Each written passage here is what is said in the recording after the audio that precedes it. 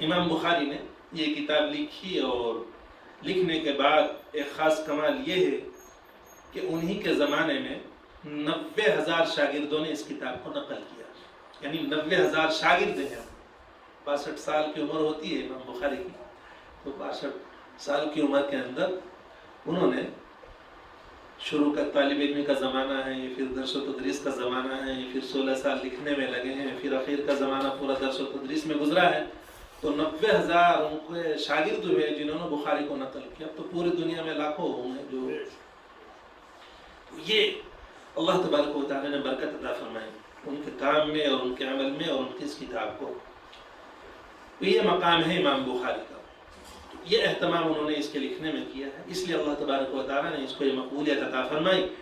چنانچہ یہ اپنا عمل کر کے اللہ تبارک و تعالی کے پھر وہ دربار میں حاضر ہو گئے، اور پھر یکم شوال 256 ہجری میں وہ اپنے پروردگار سے جا ملے، اور دنیا میں ان کا یہ عمل قیامت تک کے لیے باقی رہ گیا جو اس وقت ہمارے سامنے ہے۔ اللہ تبارک و تعالی ہمیں بھی اپنے پاک لوگوں کے نقش قدم پر چلنے کی توفیق عطا فرماوے، اور جو نیکیاں جس انداز میں انہوں نے کی ہیں کم سے کم اس کا 10واں حصہ بھی ہمیں عطا ہو جائے تو بہت بڑی بات ہے۔ اللہ تبارک و تعالی ہم سب کے سیئات کو حسنات سے مبدل فرمائے، اور ہم سب کو صراط مستقیم پر گامزن فرمائے، اور ہمیں اپنے مقبول بندوں میں شامل فرمائے۔ اب اس کے بعد ہم کتاب کی پہلی حدیث شروع کرتے ہیں، لیکن اس سے پہلے 2 باتیں اور عرض کر دینا چاہتا ہوں۔ ایک پہلی بات تو تعلیم سے متعلق ہے کہ بچیوں کی تعلیم انتہائی ضروری ہے۔ نبی پاک علیہ السلام نے ارشاد فرمایا کہ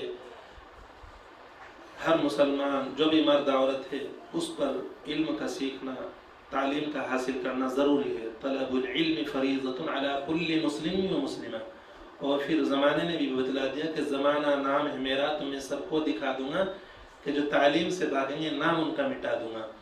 تو اگر باقی رہنا ہے اپنی نسل کو، اپنے خاندان کو، اور اپنے خاندان کے نام کو اور اپنے آپ کو اگر باقی رکھنا ہے تو تعلیم سے جڑنا ہوگا، تعلیم حاصل کرنی ہوگی اور اس لائن میں لگنا ہوگا۔ نہیں تو کتنے لوگ آئے اور چلے گئے اور مر گئے، کوئی پوچھنے والا نہیں ہے۔ تو جو اس لائن میں جڑا ہے، اللہ تبارک و تعالیٰ کے دین کی خدمت کی، اللہ تعالیٰ نے اس کے نام کو باقی رکھا ہے۔ آج ہم امام بخاری کو ہم نے نہیں دیکھا، لیکن ہم کیوں ان کو جانتے ہیں؟ کیوں؟ اس لیے کہ وہ تعلیمی کام کر کے چلے گئے اور ایسا عظیم کام کر کے چلے گئے ہیں۔ تو ہماری طالبات، ہماری جو خواتین حضرات ہیں، ان سب کو اس سلسلے میں کوشش کرنی چاہیے کہ تعلیم کو حاصل کریں۔ جو مائیں بہنیں ہیں وہ اپنے بچیوں کو تعلیم دیں، اس لیے کہ جو عورتیں تعلیم حاصل کرتی ہیں ان کے تعلیم حاصل کرنے سے ایک پورے خاندان کی تربیت ہوتی ہے، پوری نسل کی تربیت ہوتی ہے۔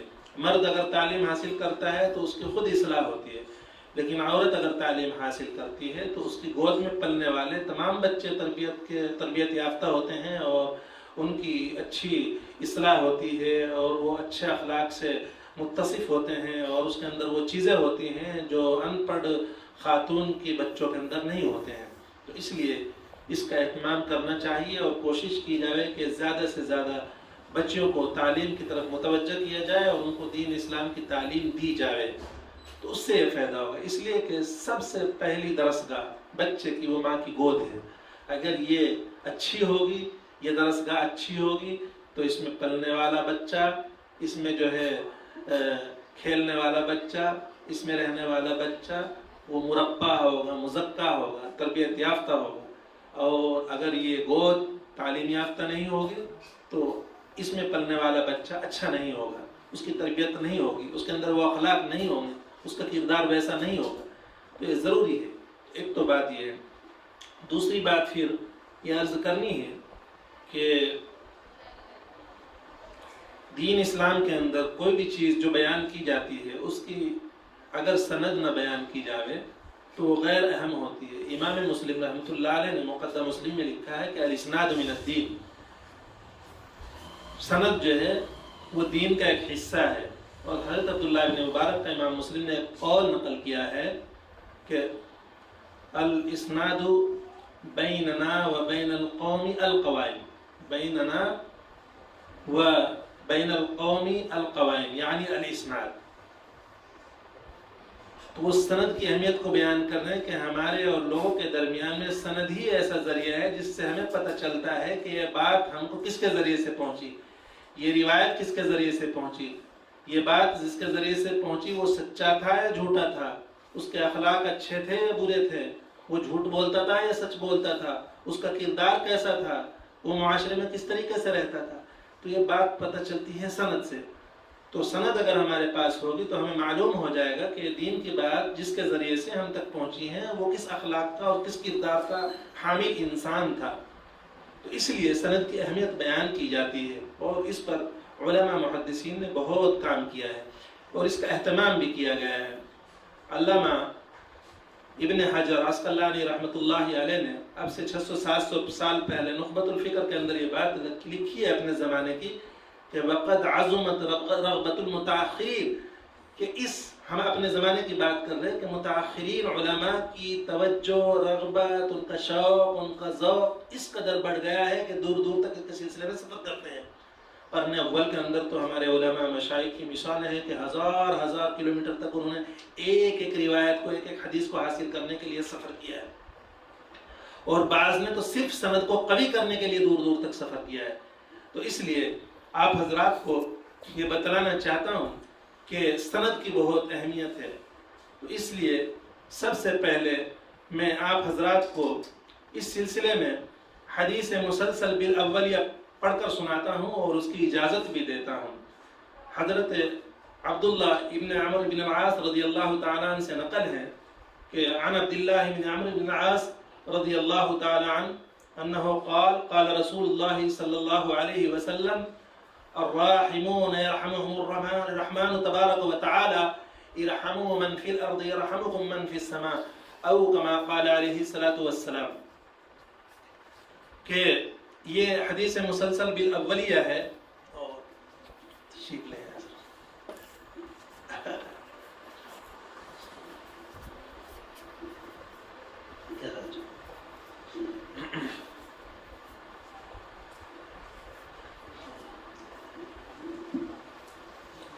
تو یہ حدیث مسلسل بالاولیہ ہے. سب سے پہلے میں اس کی اجازت آپ کو دیتا ہوں تمام طالبات کو، تمام معلمات کو، اور اس کی سند مجھ کو سب سے پہلے جو حاصل ہے وہ مزاحلون کے شیخ الحدیث علامہ محمد یونس جون پوری رحمۃ اللہ علیہ، انہوں نے اس کی اجازت مجھ کو دی. پھر دوسری اجازت اس کی مجھ کو حضرت مولانا سید محمد رابع حسنی ناظم ندوۃ العلماء لکھنؤ، انہوں نے اس حدیث کی اجازت دی، یہ بھی آپ کو دیتا ہوں. اس کے بعد سب سے عالی سند ہے اس کی حضرت مولانا افتخار الحسن صاحب کاندھلوی، ان کے پاس اس حدیث کی سب سے عالی سند تھی، ان کے واسطے سے بھی اس سند کی اجازت آپ کو دیتا ہوں تمام حاضرین کو. اور پھر اس وقت دنیا کے سب سے بڑے محدث اور سب سے عالی سند والے شیخ محمد فاتح القطانی دمشق میں ہے، 100 سال سے زیادہ ان کی عمر ہے، ان کی سب سے عالی سند ہے، وہ سند بھی آپ کو دیتا ہوں. اس کے بعد پھر مسجد نبوی کے محدث حضرت علامہ حامد اکرم البخاری حفظہ اللہ تبارک و تعالی، ان کے پاس ہزاروں علماء کی سند ہیں، ان کی سند بھی آپ کو عطا کرتا ہوں. یہ حدیث مسلسل بالاولیہ ہے، اس کی سند میں نے آپ سب کو دی ہے. دوسری صحاح ستہ کی سند ہے. صحاح ستہ کی سند بھی میں نے جن اپنے اساتذہ اور مشائخ سے حاصل کی ہے وہ آپ تمام کو میں دیتا ہوں. ہم نے شیخ الحدیث مولانا ناصر علی صاحب ندوی، ان سے بخاری شریف پڑھی ہے، ان کے واسطے سے آپ سب کو اجازت دیتا ہوں. اور پھر حضرت مفکر اسلام مولانا سید ابو الحسن علی حسین ندوی نور اللہ مرقدہ سے مجھے صحاح ستہ کی اجازت حاصل ہے، وہ بھی اجازت آپ سب کو دیتا ہوں. اسی طریقے سے سب سے عالی نسبت سند صحاح ستہ کی حضرت مولانا افتخار الحسن صاحب کاندھلوی کے واسطے سے مجھ کو حاصل ہے، اس سند کی اجازت بھی آپ کو دیتا ہوں، وہ سب سے عالی سند ہے. اور اسی طریقے سے شیخ حامد اکرم بخاری جو مسجد نبوی کے محدث ہیں، ان کی طرف سے بھی آپ کو صحاح ستہ کی اجازت دیتا ہوں. اور اس وقت دنیا کے سب سے بڑے محدث شیخ محمد فاتح القطانی جو معمر ہیں ان کی طرف سے بھی آپ کو سیاہ سکتہ کی اجازت دیتا ہوں، اور ان کو علامہ عابدین شامی جن کی رد المختار علی در المختار فتاوی شامی ہے، فقہ حنفی کا سب سے مضبوط کتاب سمجھی جاتی ہے اور مرجع کی حیثیت رکھتی ہے، ان تک یہ سند 4 واسطوں سے پہنچتی ہے، تو ان کی طرف سے بھی آپ کو اجازت دیتا ہوں۔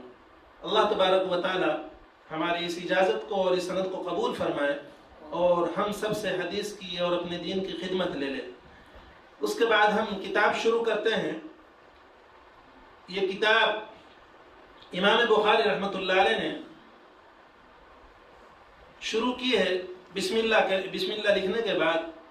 بسم اللہ پر محدثین نے کلام کیا ہے کہ وہ بسم اللہ کو کیوں لائے ہیں، اس کی کئی وجوہ بیان کی جاتی ہیں، تو اس کی ضرورت نہیں ہے۔ حدیث میں ہے کہ جو بھی کام بغیر بسم اللہ کے شروع کیا جائے وہ ناقص رہتا ہے اور دم بریدہ رہتا ہے۔ اس لیے تمام ہی علماء محدثین اس کا اہتمام کرتے ہیں کہ کوئی بھی کتاب لکھنے سے پہلے بسم اللہ کے ذریعے سے شروع کیا جاتا ہے۔ تو یہ کتاب بھی امام بخاری رحمۃ اللہ علیہ نے بسم اللہ سے شروع کی۔ اس کے بعد باب کیف کان بدء الوحی الی رسول اللہ صلی اللہ علیہ وسلم۔ اب یہ باب کیف کان، اس کو 3 طریقے سے پڑھا گیا ہے۔ ایک تو باب کیف کان تنوین کے ساتھ بھی پڑھا ہے، اور بعض نے اس کو باب کیف کان اضافت کے ساتھ بھی پڑھا ہے، اور بعض نے اس کو باب کیف کان 3 طریقے سے پڑھا گیا ہے، مگر اس کی پھر الگ الگ توجیحات کی جاتی ہیں۔ اس کی ضرورت نہیں آپ کو، چونکہ آپ کا ہاضمہ بھی اتنا قوی نہیں کہ تمام چیزوں کو بیان کیا جائے، تو مختصر بیان کرتے ہیں۔ پہلی اور مشہور اور معروف اور جس کی ترکیب صحیح اور آسان ہے، ھذا باب کیف کان، یہ ترکیب آسان ہے اور اس کو ہی سمجھا جائے۔ امام بخاری کہتے ہیں کہ رسول پاک صلی اللہ علیہ وسلم پر وحی کیسے نازل ہوئی، وحی کی ابتدا کیسے ہوئی، یہ باب قائم کیا، اور رسول اللہ کا لفظ لا کر یہ بتلا دیا گیا کہ اللہ کے رسول صلی اللہ علیہ وسلم جو آخری پیغمبر ہیں، لیکن رسول تو ایک خاص ہوتا ہے اور نبی عام ہوتا ہے۔ نبی اس کو کہتے ہیں جو اصلاح عام کے لیے، اصلاح عوام کے لیے، اصلاح ناس کے لیے آتا ہے، اس کو کتاب ملنی ضروری نہیں ہے۔ یہ موٹی سی تشریح ہے جو عام فہم ہے، آپ کو بتلا رہا ہوں تاکہ جو سمجھ میں، ورنہ تو کلام اس میں بہت زیادہ کیا گیا۔ دوسری رسول کے سلسلے میں ہے کہ رسول اس کو کہتے ہیں جو صاحب کتاب بھی ہو، یعنی اللہ نے اس کو کتاب دے کر بھی بھیجا، اور پھر جس قوم میں اس کو بھیجا گیا ہو اس میں دشمنوں سے جنگ لڑنے کے لیے بھی اس کو مکلف کیا گیا ہو، اس کو رسول کہتے ہیں۔ چونکہ رسول پاک صلی اللہ علیہ وسلم رسول ہیں، اس لیے امام بخاری نے رسول اللہ کا لفظ یہاں پر استعمال کیا ہے۔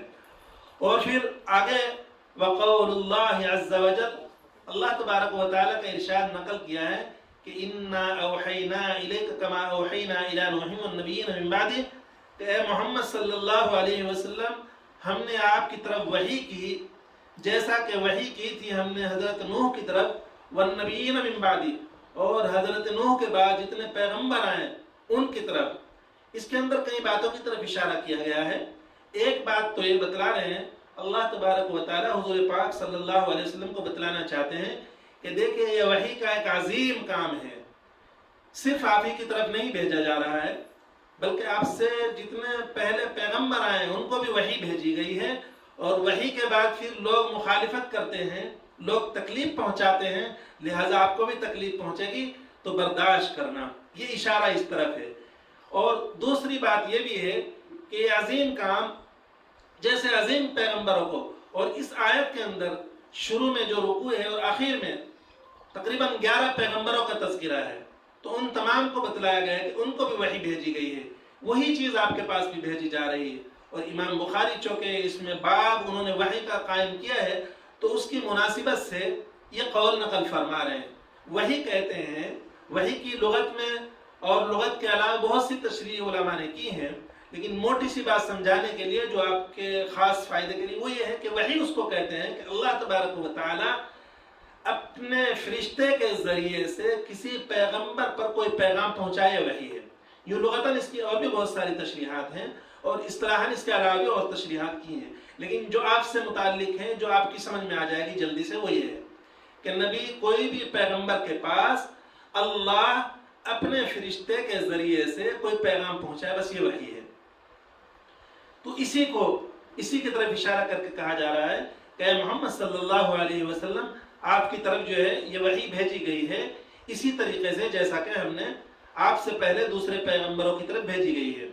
اس کے بعد امام بخاری نقل کرتے ہیں اپنے اساتذہ سے حاصل کی ہوئی ایک روایت جو انہوں نے بخاری میں پہلے نقل کی ہے۔ پہلے وہ اپنی سند نقل کرتے ہیں کہ ہم کو ہمارے استاذ حضرت حمیدی نے بیان کیا، اور حضرت حمیدی بیان کرتے ہیں کہ ہمارے استاذ حضرت سفیان نے نقل کیا، اور حضرت سفیان فرماتے ہیں کہ ہم کو ہمارے استاذ حضرت یحییٰ بن سعید انصاری نے نقل فرمایا، اور حضرت یحییٰ بن سعید انصاری فرماتے ہیں کہ مجھ کو میرے استاذ حضرت محمد بن ابراہیم تیمی نے نقل کیا، اور حضرت محمد بن ابراہیم فرماتے ہیں کہ انہوں نے اپنے استاذ حضرت علقمہ بن وقاص لیثی سے سنا، اور حضرت علقمہ بن وقاص لیثی فرماتے ہیں کہ انہوں نے حضرت عمر بن خطاب رضی اللہ تعالی عنہ کو ممبر رسول صلی اللہ علیہ وسلم پر فرماتے ہوئے سنا کہ حضرت عمر رضی اللہ تعالی عنہ فرما رہے تھے کہ میں نے رسول پاک صلی اللہ علیہ وسلم کو فرماتے ہوئے سنا انما الاعمال بالنیات، کہ سارے اعمال کا دار و مدار نیت پر ہے، جیسی انسان کی نیت ہوگی ویسے ہی اس کے عمل گردانے جائیں گے۔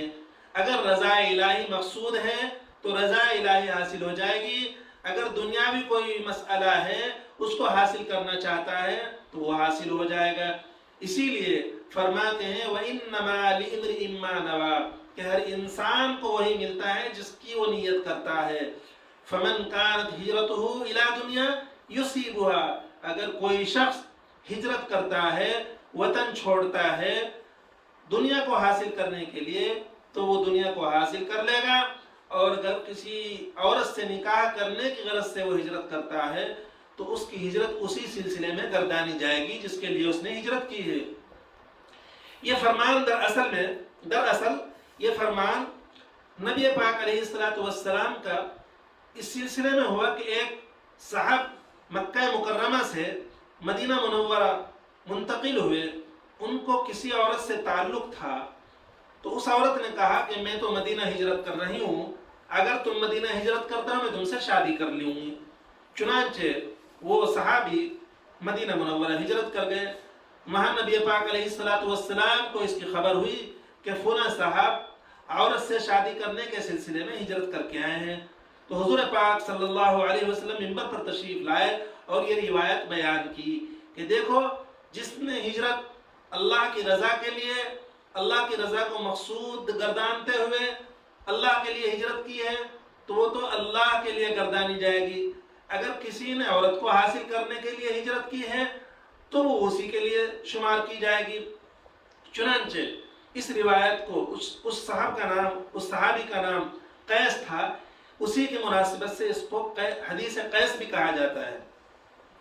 تو ایسے موقع پر حضور پاک صلی اللہ علیہ وسلم نے یہ حدیث بیان فرماتی ہے جو دین کا خلاصہ بھی ہے، اور بہت سا دین اس کے اندر آ گیا اور ساری چیزوں کی بنیاد اس کے اندر آ گئی، اس لیے کہ کسی بھی انسان کا کوئی عمل جب تک اس کے اندر نیت نہیں ہوگی تو وہ اپنے مقصد اور مطلب کے اندر پورا نہیں اترے گا۔ انسان کوئی بھی عبادت ہو، اس کی بدنی عبادت ہو، اس کی روحانی عبادت ہو، اس کی جسمانی عبادت ہو، اس کی مالی عبادت ہو، کسی بھی طرح کی عبادت ہو، اگر اس کی نیت خالص ہے تو وہ عبادت اللہ کے لیے شمار کی جائے گی، اللہ کی اس نے نیت کی ہے، اور اگر اس کا کوئی اور مقصد ہے تو وہ مقصد اس کو حاصل ہوگا، لیکن رضا الہی حاصل نہیں ہوگی۔ اس روایت کے اندر امام بخاری ایک پیغام اور دینا چاہتے ہیں کہ دیکھو اے بچوں، اے بچیوں، اے بخاری پڑھنے والوں، اے بخاری پڑھنے والیوں، سن لو دھیان سے، آج تمہارا پہلا سبق، پہلی حدیث ہے، آج ہی سے آپ اپنی نیت کو درست کر لو، آج ہی تم یہ پیغام لے لو، اس کی گرہ باندھ لو کہ زندگی میں جو بھی عمل کرنا ہے، زندگی میں جو بھی کام کرنا ہے اس کی نیت درست کر لو. تم یہ بخاری پڑھ رہی ہو، اس میں نیت کر لو کہ اللہ کی رضا حاصل کرنی ہے، اللہ کے دین کو پھیلانا ہے، اللہ کے دین کی نشر و اشاعت کرنی ہے. تو تمہارا یہ بخاری پڑھنا، تمہارا یہ دورہ پڑھنا مقبول ہے، مبرور ہے، اور یہ مقصود ہے اور محمود ہے. اور اگر تمہاری یہ نیت نہیں ہے تو تمہارا یہ عمل بیکار ہے. تو اس لیے آج ہی سے اپنی نیت کا قبلہ درست کر لو، آج ہی سے اپنی نیت کو، اپنے ارادوں کو درست کر لو کہ ہم کس نیت سے اس کو حاصل کرنا چاہتے ہیں، اور پبلک کو اور عوام کو بھی امام بخاری پیغام دینا چاہتے ہیں. یہ تو طلبہ کا ہوا، یہ پھر اساتذہ کو بھی یہ پیغام دیا جا رہا ہے کہ تم بھی جو حدیث پڑھاؤ گے اپنی نیت کو درست کر لو. تمہارا مقصد شہرت نہ ہو، تم کو محدث کہا جائے، تم کو شیخ الحدیث کہا جائے، یہ مقصد نہ ہونا چاہیے، بلکہ مقصد اللہ کی رضا ہونی چاہیے. پھر عوام کو خطاب ہے کہ دیکھو آج ہی سے نیت درست کر لو کہ تم کاروبار اس لیے کرتے ہو کہ اللہ میں اس کاروبار کے ذریعے سے جو رزق حاصل کروں گا اس رزق سے میں تیری عبادت کروں گا، تیری اطاعت کروں گا، تیری فرما برداری کروں گا. اس لیے میں یہ رزق حاصل کرنے کے لیے یہ کاروبار کر رہا ہوں، دکان پر اسی لیے بیٹھ رہا ہوں، کھیت میں اسی لیے کام کر رہا ہوں، مزدوری پر اسی لیے جا رہا ہوں.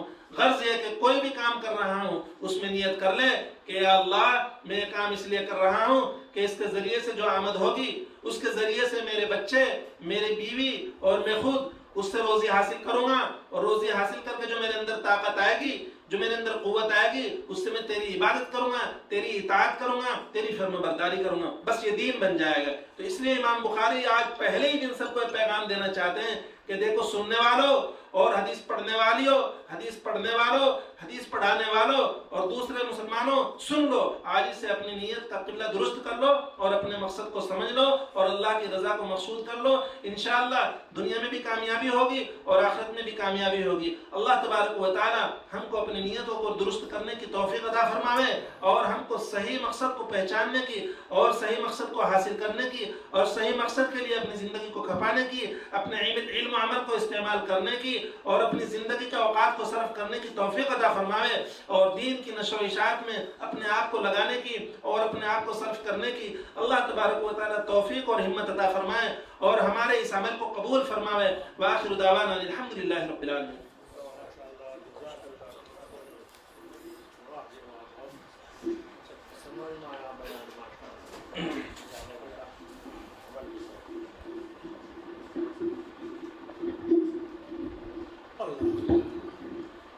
جزاکم اللہ خیر الجزاء و احسن الجزاء. حضرات سامعین کرام، جامعہ رحمانیہ للبنات کی موقر ترین معلمات، طالبات، جیسا کہ میں درس سے پہلے حضرت والا سے کے تعلق سے گفتگو کر رہا تھا، الحمدللہ حضرت والا نے بہت ہی خوبصورت انداز میں صاحب بخاری اور بخاری کے متعلق حدیث، پہلی حدیث کے متعلق بہت خوبصورت تمام تر تشریح کے ساتھ حضرت والا نے پہلے سبق کو، پہلے درس کو، پہلی حدیث کو ہم تمام طلباء اور طالبات کے لیے آپ کی زبانی ہم نے اس کو سنا اور ہمارے دلوں کے اندر ایک طریقے پر حضرت والا کا جو انداز درس ہے وہ ہمارے دلوں کے اندر ایک طریقے پر یہ سبق پیوست ہو گیا ہے. اللہ تبارک و تعالی حضرت والا کو اس کا بہترین اجر عطا فرمائے. ہمارے درمیان ہم سب کے مشفق و مربی، محسن و کرم فرما، جامعہ رحمانیہ للبنات کے صدر گرامی قدر، ہمارے علاقے ہی نہیں بلکہ ملک بھر کے اندر جانی پہچانی جانے والی شخصیت قطب عالم حضرت حافظ عبدالستار صاحب نانکوی نور اللہ مرقدہ کے صاحبزادے محترم ولی کامل عارف باللہ حضرت حافظ جمیل احمد صاحب دامت برکاتہم العالیہ تشریف فرما ہے. اب یہ پروگرام حضرت والا کے درس پر اور حضرت کے بعد ہمارے مہمان مکرم پروگرام کے ادارے کے صدر گرامی قدر حضرت حافظ جمیل احمد صاحب دامت برکاتہم العالیہ کی دعا پر اختتام پذیر ہوا جاتا ہے. میں ادب و احترام کے ساتھ حضرت والا سے درخواست کرتا ہوں حضرت دعا کرا دیں. پروگرام ختم ہو گیا، دعا کرا دعا.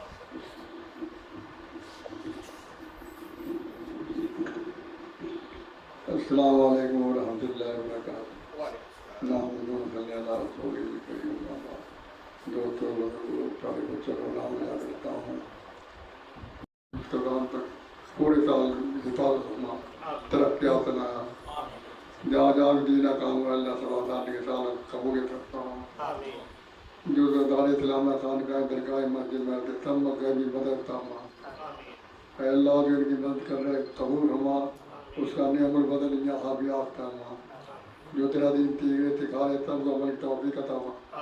پڑھنا آسان فرما ذہن شادہ ذہن نشین عطا فرما یادداشت بہتر عطا فرما. سب وقت اچھے نمازی بنا. مردوں نماز قرآن چاہوں میں داڑھی رکھنے توفیق عطا فرما. عورتوں نماز قرآن پردہ مڑھنے توفیق. سب وقت اچھے نمازی. اللہ خیر سے نماز شر سے بچا. ہر بریات حفاظت فرما. شیطان کے شر سے مخالفین شر سے جادوٹونے شر سے جنات کے شر سے حشروں سے حفاظت فرما. اوپر سے نیچے سے دائیں سے بائیں سے آگے سے پیچھے سے اور دیکھتا جان کی مال کی عزت کی مانی پائے. اے اللہ تو بڑا فضل کر انعام کرنے والا ہے. اللہ تو داتا ہے کہ دینے کے لیے ڈرتے بھی رحمت کے ہر دم ہے کھلے. متوکل و رفیق لا الہ الا اللہ محمد رسول اللہ صلی اللہ علیہ وسلم.